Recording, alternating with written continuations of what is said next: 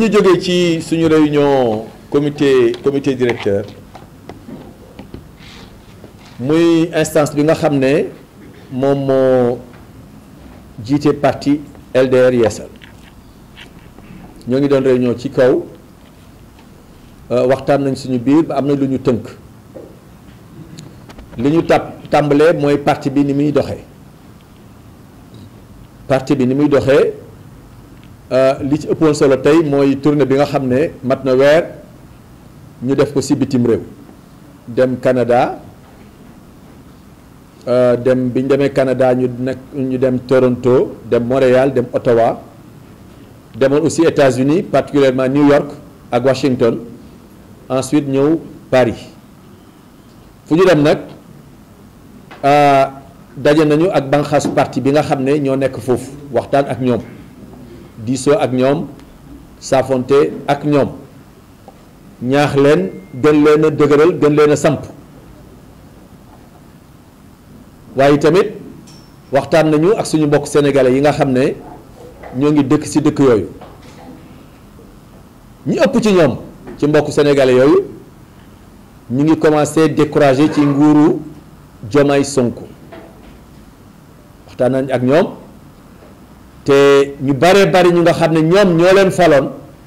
maanaam ñu bokkoon ci ñi leen fal bi ñuy gisee xamal nañu ne ñoom day seen yaakaar tàmbali naa tas ndax la ñuy dégg ci réew ma muy ñàkk gu metti gi muy njàpp gu metti gi muy jaay doole gi jàppoon nañu ne du jóge ci gaay ñi nga xam ne ñoom la ñu faloon barki dem loolu la ñu njëkk a waxtaan li ci topp mooy pépinière des cadres réformateurs mu nekk kuréel gu nga xam ne ci kuréelu LDR Yeesal yi la bokk léegi nekk na membre associé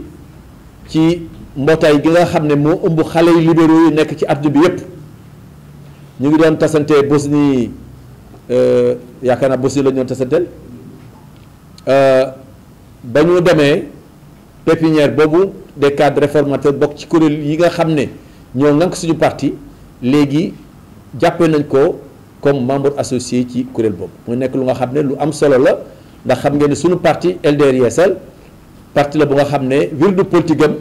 libéralisme la jamono ji ñuy waxtaan yéen aussi suñu ñaari jarbaat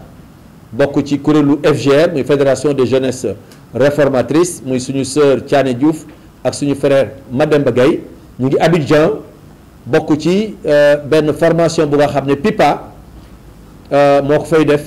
te formation bi ëmb ay xale yu nga xam ne dañu bokk ci ay parti politique yu bokk Sénégal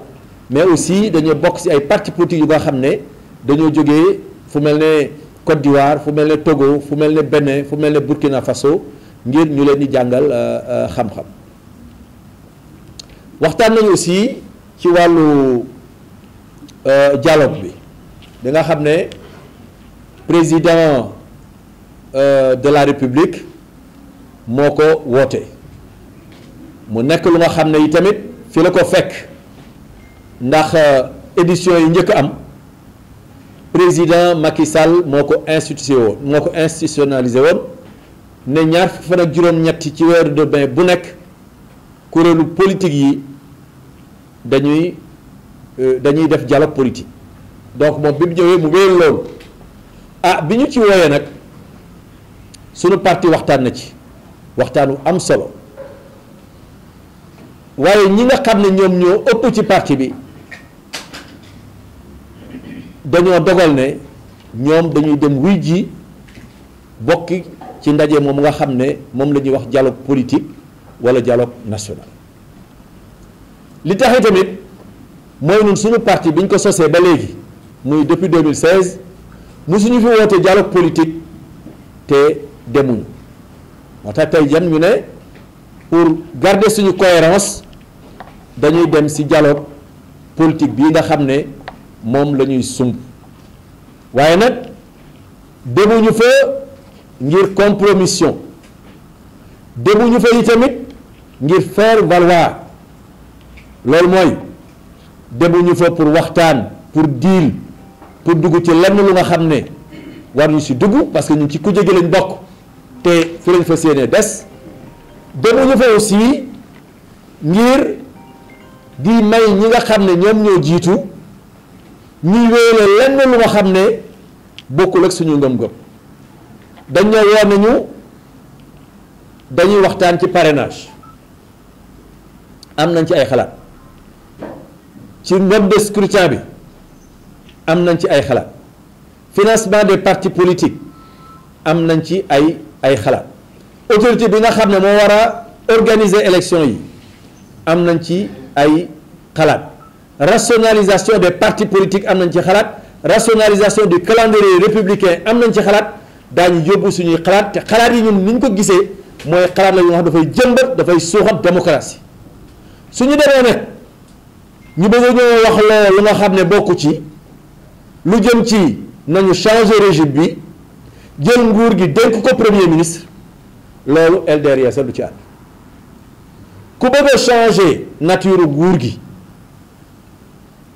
bëgg a jóge ci régime présidentiel wala semi présidentiel ne da ngay dem ci régime parlementaire bu nga xam ne premier ministre mooy dëbbee da ngay consulter le peuple sénégalais à travers un référendum loolu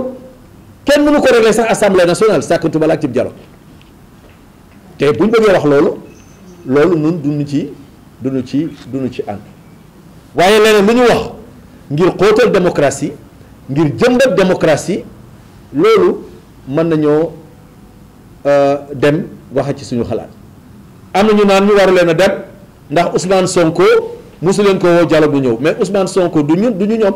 nam daan opposé wu bokk la ñun ni ñuy opposé wu kenn ku nekk ak ni ngay opposé wu kenn ku nekk ak ni ngay taxawee du suñu référence du suñu exemple lu tax ñuy def comme moom ni mu daan def comme ñu yem ak moom te bëgguñu nag yem ak moom donc ñun daañu dem déglu leen mais dem boobu ñuy dem andi na wuute suñu diggante ak parti bu mel ne APR foofu tamit li ñu fiy leeral mooy ñàkk gis-gis ñàkk bokk gis-gis ci lii en tout cas ñun LDR sax du yàq suñu diggante ak APR man Modou Diagne Fada du yàq sama diggante ak président Macky Sall ndax nag dañu ànd nawle dañu ànd gor te ànd bi kenn ku nekk jox nga cër sa morom ci question yi mën nañ cee bokk gis-gis am question yi nga xam ne mënuñu cee bokk gis-gis te ñëpp xam nañ ne ñi may topp gis nañ ne bi ñu fi xëyee tey président Macky Sall woote woon palais de la république booba mooy njiitu réew mi mu ne dama leen a bëgg a proposer candidat foofa laa jëlee kàddu ne ko man bala may d'accord ci candidat damay dellu ba sama parti mu wax ak bon donc ñun duñu parti benn bi parti lañ bi nga xam ne dañu souverain am ay cadre am ay ndaw am ay jigéen lu xew lu nekk ñu toog waxtaane ko ci lii nag bokkuñu ci ak ñoom gis-gis mais loolu ñun LDR Yeesal du yàq suñu diggante ak ñoom warul tax tamit mu indi jiixi jaaxa ci biir FDR parce que FDR kuréel la bu nga xam ne li ko taxoon a jóg nekkul dialogue bi FDR li ko tax a jóg mooy mbootaay bu bokk ci kujje gi tey dëggal taxaw war a jàmmaarloog ñii nga xam ne tey ñoom ñoo yore réew mi ci pexe yu nga xam ne pexe yu dëppoo la ak yoon mais pexe yu nga xam ne amul benn yoxi amul benn xel ñaar ci anam yu nga xam ne tamit anam yu dëgg la donc loolu tamit incha allah ñun daañu liggéey pour que dara du mejji ci biir FDR ba FDR ba na continuer liggéeyam ci wàllu yoon mbir mi moom léegi mu ngi mel ni tulleeg màlle bis bu nekk nga dégg ñu ne diw mandat de dépôt diw bracelet électronique diw mandat lii diw cautionné na diw danga ba ndàng waa mais ba kañ aussi ba kañ est-ce que ñoom dañ leen a fal rek pour ñuy jàpp ne ñi di tëj mais ñi ñu tëj ñi ngeen xam yéen ñi kenn xamul ñoo leen ëpp fuuf te kenn du wax ci ñoom ndax yoon dafa xóot yàlla xam na ne ñoom yoon wii ñu topp daañ tëj ba tëj ku nga xam ne du bëgguñu woon koo tëj yaa nag na fekk booba tëj bi tegu ci yoon mais ministre yi ñuy incriminé ci ay rapport man gisuma benn ministre bu ñu bind turam ci rapport Cour des comptes gisuma ko waaye ñoom dañuy jàpp ñoo ñu tudd ci rapport ba yéeg ba ca kaw nag te ci ministre bi jàpp parce que ministre bi mooy politique ministre bi mooy maire ministre bi mooy adversaire bu ñu jàppoon rek ñi ñu war a jàpp dafay mel ne du leen neex du neex seen gars yi moo tax ñu ne nañu yéeg ba jàpp ñu nga xam ne waruñu see bokk ñooñu nag moo xam Lat Diop la moo xam Samuel Sarr la moo xam Farba Ngom la moo xam Moustapha Diop la wala bokk ñi nga xam ne jàpp ñu leen waaye inquiété nañ leen moo xam Mansour Faye la wala Ndeye Saly Diop Dieng ak ñi nga xam ne wala Sophie Gladima Siby ñoom ñëpp ñu ngi leen di accordeel suñu solidarité ñu ngi leen di wane daal ñoo ngi seen ginnaaw ñu ngi leen di jàppale ñu ngi leen di ñaanal pour yàlla génn leen ci tolof tolof yi nga xam ne moom la ñu dugg suñu mbokk yi nga xam ne suñu ñooy chroniqueurs yi suñu doom Abdou Nguer ñu ngi koy bàyyi xel bu baax tukki bu ñu tukki woon moo tax demuñu seeti ko incha allah daañu dem seeti ko suñu frère Assane Diouf ñu ngi koy bàyyi xel bu baax a baax moom tamit tukki bu ñu tukki woon moo tax demuñu seeti ko mais ñoom ñëpp dañoo nekk ñu nga xam ne dañ leen a jaay doole te jaay doole gi ñu leen jaay doole nag feeñ na fan yii ginnaaw ñoom bi seen benn militant dafay tooxi doona bu ne bu wér nañ ñëpp teg seen bët ñu fanaanal ko kasu benn guddi kilifa premier ministre bi dem seeti ko ci suba gu ñu bàyyi ko kon nag loolu jàpp naa ne dafay nekk lu nga xam ne du dooleel yoon du dooleel justice te justice dañ ko war a dooleel justice dañ ko war a yembal te noonu mu demee ci cas boobu wane na ne y'a problème kon ñoom tamit ñu ngi leen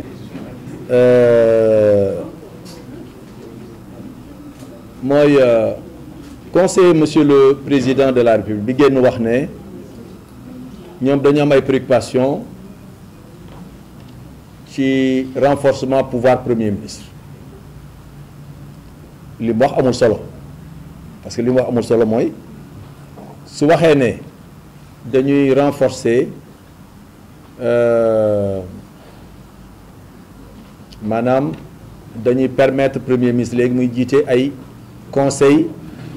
des ministres bu président nekkul masalan wala boog mu participer à la définition de la politique de la nation mais loolu yooyu du ay réforme parce que premier ministre bu fi président nekkul mu jiite day jiite sa ay conseil interministériel yu nga xam ne léeg-léeg presque bu dee gouvernement 30 personnes mais 25 yëpp ña nga fa non loolu taxul ñuy wax yooyu mu wax noonu yooyu du yooyu mu jàpp na du yooyu mooy tax ñu naan du yooyu mooy jar ñuy yóbbu ay loi assemblée parce que yooyu yëpp texte léegi réglé nañ ko parce que bu fekkee ne président de la wóolu yow ngay premier ministre am buy définir politique laa ne dalay woo nga toog mu ne mbir sàngam man nii laa ko gisee yow loo ci xalaat su fekkee ne da nga ànd ak président de la république te mbóoru la nga nekk premier ministre même buy nommé aux emplois civils et militaires dalay woo ne la yow premier ministre lii loo ci xalaat donc jàpp naa ne moom loolu mu fa wax taxul ñuy wax naan renforcement pouvoir premier ministre ñun li ñuy bañ mooy comme li fi xewoon entre Senghor ak Mamadou Dia nga xam ne président de la république bi dafay nekk fii rek di inaugurer ay building di présider ay fête nationale nga xam ne daanaka du xam dara lu xew ci réew mi comme président Allemagne loolu lañ dul nangu loolu moo indi problème diggante Senghor ak Dia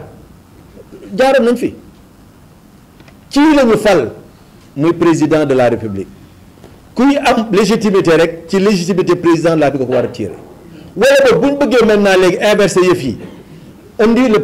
premier ministre pour qu'il soit responsable devant l'Assemblée nationale pour qu'il soit l'homme fort comme c'est le cas au Canada bi ma jógee premier ministre bi bu ko ki nekk secrétaire général parti bi nga xam ne moom moo am majorité moom mooy nekk premier ministre directement loolu la ñuy bañ ñun loolu lañ ne Sénégal attanu ko la xew Italie ñun attanuñu ko lay xew Israël attanuñu ko donc loolu lañ dul nangu wala boog ñoom bu ko naree def na dem référendum bu ci peuple bi d'accord nag ñu xam ne peuple bi d'accord na ci. wàllu ngóor jigéen xam nga populisme daa baaxul parce que populisme moom mooy populisme maanaam mooy wax lu yomb ak nar ñaar yooyu lay boole populisme wax lu yomb ak nar moo tax souvent bu populiste jëlee nguur pour que lam doon wax ba mu nekkee ca kujje ga ak bu yoree nguur gi yorin ba du ma nekk parce que day yóbbu mbir yi lool day fekk ñetti gone yu toog di naan ataaya rek ngoon ba jëm ñu ne ataaya non non non yéen bis bu ñu yoree réew mi benn weer lañ ci te ngeen am liggéey xale yi gëm ko wote jot ñu woteel ko wala yéen ñi nga xam ne da ngeen di barça barsax su ma jëlee réew mi ñetti weer après dootu leen defar di barça barsax xale yi gëm ko woteel ko wax lu yomb te du lalu ci dëgg loolu mooy populisme moo tax. réew yi daa ngeen essayé de mais ngir ñu yàgg fa lu jafe lay doon ngir ñu yàgg fa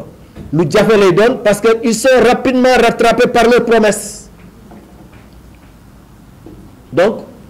ñoom ñoo waxoon affaire ngóor jigéen ñoom ñoo ko waxoon de kenn waxalu leen ko ñoom ñoo tam ndëmmu régime bi fi nekkoon ne ñoom dañuy dooleel borom ñaari tur yi ñoom dañuy làq borom ñaari tur yi ñoom ñu ne bu leen yàlla joxe réew mi loolu daañ ko fi dindi wala boo ko fi def daañ ko criminaliser waaye léegi nag man naara ngo naar yaa ngo lu ñuy xaar loolu la leen gars yi rappelé tey seen marché bi mbir mi noonu rek la alors am na ko wax léegi ne lan moo tax daaw ñu dégg xanaa tukki bi loolu bon tukki bi ci la waaye nag yàpp naa ne il y a de cela avant mooy tukki rek yaakaar naa ne bu dee am na leaderu FDR rek ci opposition buy wax yaakaar naa Modou Diagne Fada yaakaar naa ne amul fu ma demul wax dem naa Sen TV wax dem naa TFM wax dem naa DTV wax dem naa RTS 2 fois wax non wax naa ba sonn xañ na nag daf ma dul topp boo ma dul topp moom doo mën a dégg xam nga dem ci dialogue bi walla dem ci bañ a dialogue bi dafa jotewul ak dara ak affaire u jàpp ak poursuite ak topp bu loolu koy APR bi nga xam ne jàpp nañu moom la ñu ëpp ay nitam yu ñuy topp moom nee na demul kon kay xanaa la moo tax du ñu wax ne APR dafa demul dafa war a dem ngir négocier mbiri boppam da nga yaakaar ne ku fa dem tamit da ngay mën a négocier sa mbiri bopp mënut a nekk ça n'a rien à voir ça n'a rien à parce que on ne parlera pas de ça kenn du fa wax mbir yooyu ñun dañuy dem c'est parce que suñu ngëm-ngëm la te jàpp nañ ne politique de la chaise vide mësul régler problème yëpp c'est autour d'une table de discussion la ñu koy régler toog bañ a dem ci dialogue bi taxut a mucc dem ci dialogue bi taxut a mucc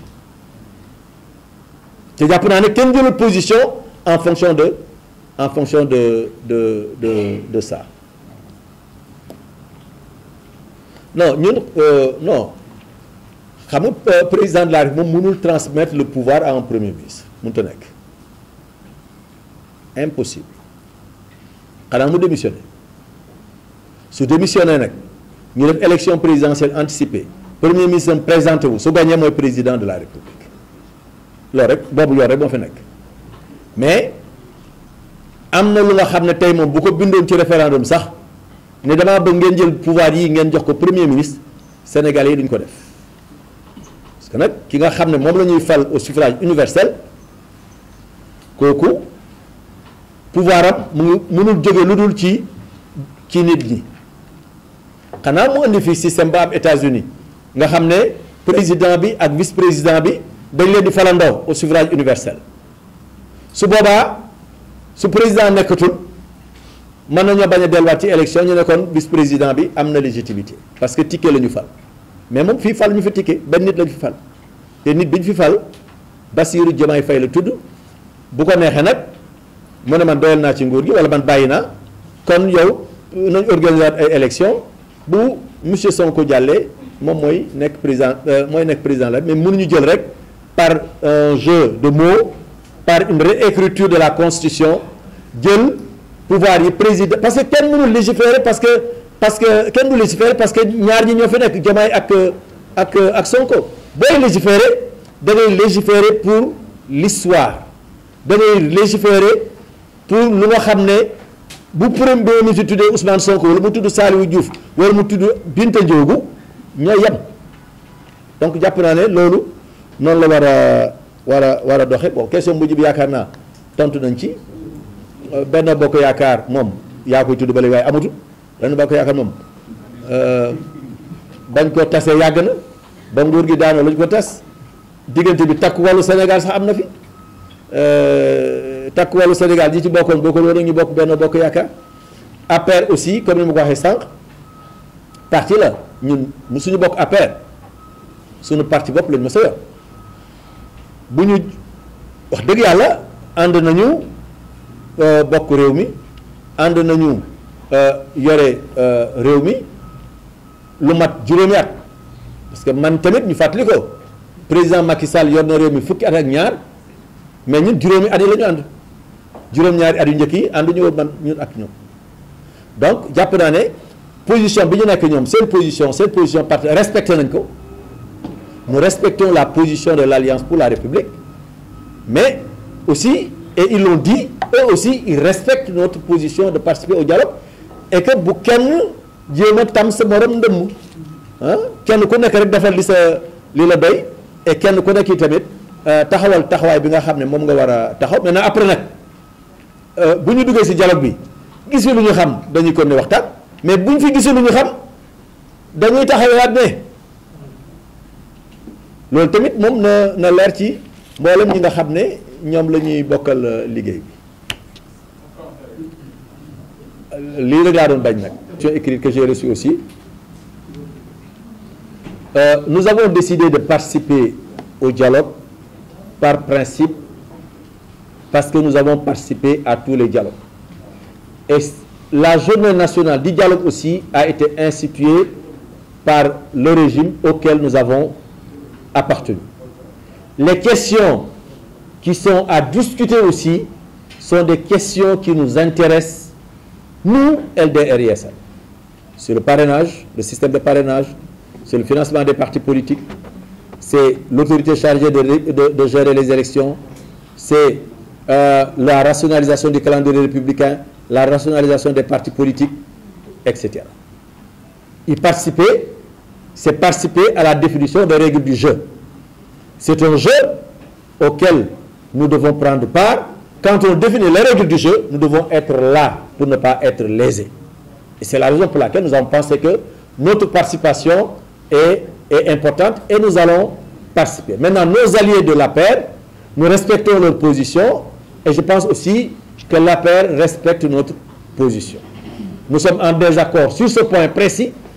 et nous sommes en accord peut-être sur d'autres points qui sont encore plus importants. Et c'est la raison pour laquelle cette divergence ponctuelle ne doit pas fragiliser le front pour la défense de la démocratie et de la République, ne doit pas aussi semer le trouble dans les relations entre les membres de l'opposition. S'agissant de cette question relative à l'homosexualité, en fait, vous savez, les populistes, avant d'arriver au pouvoir, ils promettent monts et merveilles. Et ce qui caractérise le populisme, c'est le mensonge et la facilité. C'est la manipulation. Quand ils sont en face de jeunes désœuvrés, de jeunes qui chôment, de jeunes perdus, ils leur promettent monts et merveilles. Bon, mais quand ils accèdent au pouvoir, ils se rendent compte que ce n'est pas aussi simple qu'ils le pensaient. Et maintenant, pour faire patienter ces jeunes-là, il faut leur offrir des œufs à ronger. On est en train de traquer X, on est en train de traquer Y, on est en train de récupérer de l'argent, on a trouvé un pays en ruine, on a ceci. En fait, tout prétexte est bon pour les calmer, pour leur demander, attendez un peu. Mais l'impatience commence à gagner les rangs de ces gens. Donc c'est eux qui avaient promis de criminaliser l'homosexualité. Mais ils ont le pouvoir, ils ont la majorité, mais qu'attendent-ils pour le faire? Et je pense que la marche d'aujourd'hui, c'était un rappel à ces messieurs-là qui avaient promis de passer à une vitesse supérieure. Je ne dis pas le fond de ma pensée sur la question, parce que ce n'est pas ça l'objet de votre question, mais ils ont promis, ils gèrent le pays, ils ont une majorité, ils n'ont qu'à respecter leurs promesses.